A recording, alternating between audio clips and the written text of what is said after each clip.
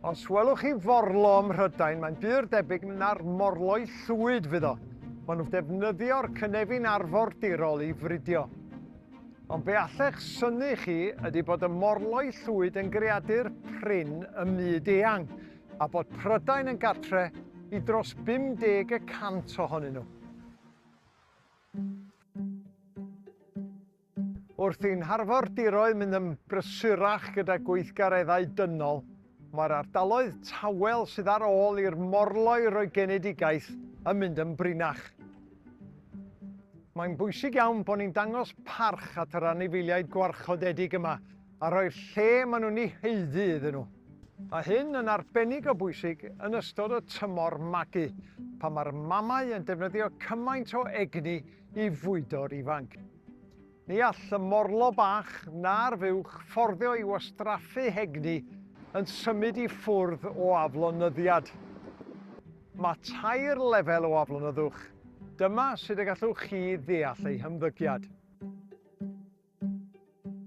Lefel 1 o aflonyddwch ydy pan mae'r mam yn codi ei phen i edrych ar ffynonell posib o aflonyddwch.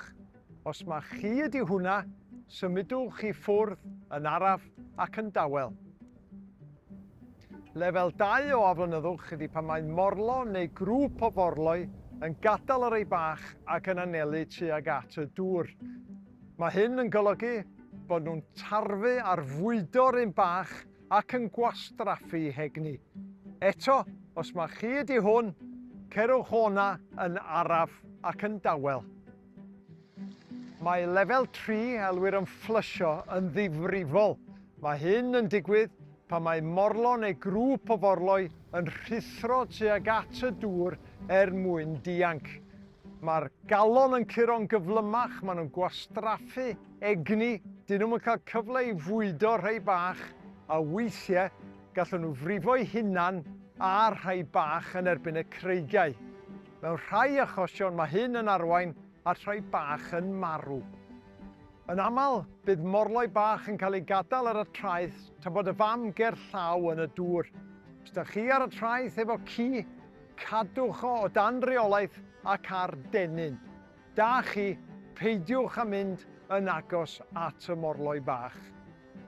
Dilynwch y cod morol bob amser a cofiwch wylio allan am arwyddion a dilyn y canllawiau.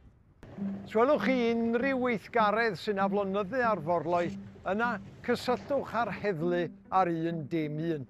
Os welwch chi forlo sydd wedi brifo neu sy'n sawl, yna cysylltwch â British Divers Marine Life Rescue. Peidiwch â ceisio helpu'r morloi eich hun.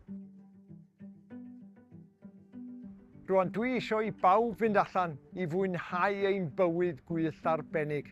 A'r ffordd i wneud hyn ydy trwy ddefnyddio sbienddrych neu lens telephoto, fel bod chi'n gallu gwylio'r Morloi Llwyd a mwynhau ei hymddygiad o bell. Diolch yn fawr.